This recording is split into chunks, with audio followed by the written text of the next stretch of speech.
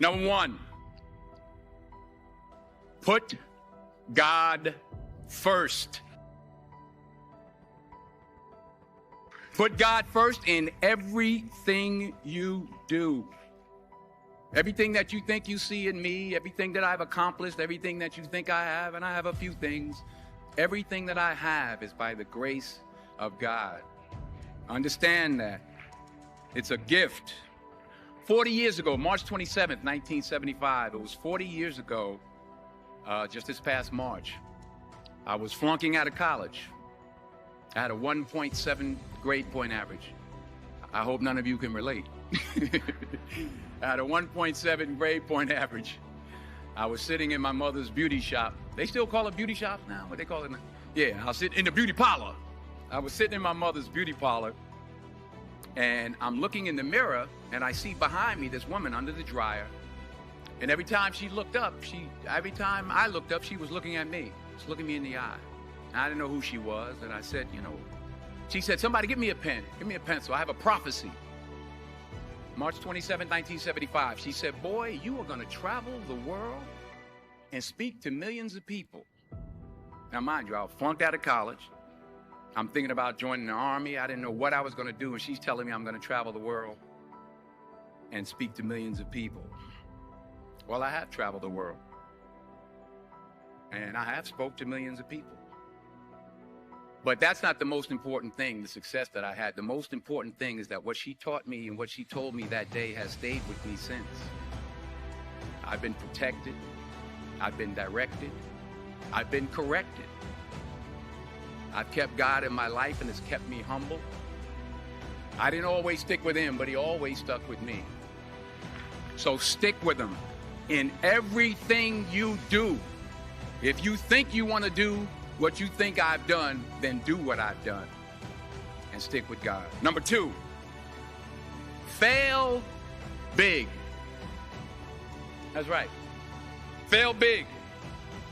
Today's the beginning of the rest of your life, and it can be very frightening. It's a new world out there. It's a mean world out there, and you only live once. So do what you feel passionate about. Take chances professionally.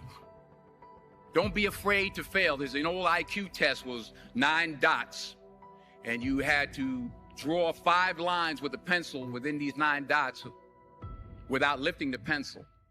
The only way to do it was to go outside the box. So don't be afraid to go outside the box. Don't be afraid to think outside the box. Don't be afraid to fail big, to dream big. But remember, dreams without goals are just dreams, and they ultimately fuel disappointment. So have dreams, but have goals. Life goals, yearly goals, monthly goals, daily goals. I try to give myself a goal every day. Sometimes it's just to not curse somebody out. Simple goals, but have goals. And understand that to achieve these goals, you must apply discipline and consistency. In order to achieve your goals, you must apply discipline, which you have already done, and consistency every day, not just on Tuesday and miss a few days. You have to work at it every day. You have to plan every day. You've heard the saying, we don't plan to fail, we fail to plan. Hard work works. Working really hard is what successful people do. And in this text, tweet, twerk world that you've grown up in, remember, just because you're doing a lot more doesn't mean you're getting a lot more done. Remember that. Just because you're doing a lot more doesn't mean you're getting a lot more done. Don't confuse movement with progress. My mother told me, she said, yeah, because you can run in place all the time and never get anywhere. So continue to strive, continue to have goals, continue to progress. Number 3, you'll never see a U-Haul behind a hearse. I'll say it again. You'll never see a U-Haul behind a hearse. I don't care how much money you make, you can't take it with you. And it's not how much you have. It's what you do with what you have. We all have different talents. Some of you will be doctors, some lawyers, some scientists, some educators, some nurses, some teachers. Yeah, okay. Some preachers. The most selfish thing you can do in this world is help someone else. Why is it selfish? Because the gratification, the goodness that comes to you, the good feeling that I get from helping others, nothing's better than that.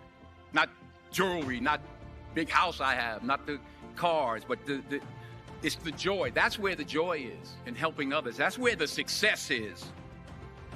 Finally, I pray that you put your slippers way under the bed tonight, so that when you wake up in the morning, you have to get on your knees to reach them.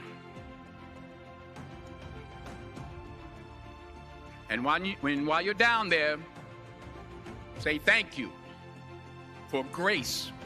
Thank you for mercy. Thank you for understanding. Thank you for wisdom. Thank you for parents. Thank you for love. Thank you for kindness. Thank you for humility. Thank you for peace. Thank you for prosperity. Say thank you in advance for what's already yours. That's how I live my life. That's why I am, one of the reasons why I am today. Say thank you in advance for what is already yours. True desire in the heart for anything good is God's proof to you, sent beforehand to indicate that it's yours already. I'll say it again.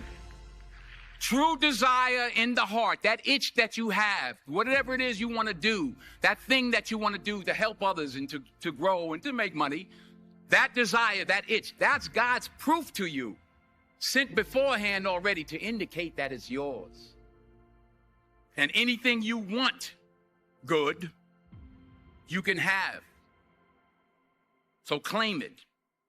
Work hard to get it. When you get it, reach back. Pull someone else up. Each one, teach one. Don't just aspire to make a living. Aspire to make a difference.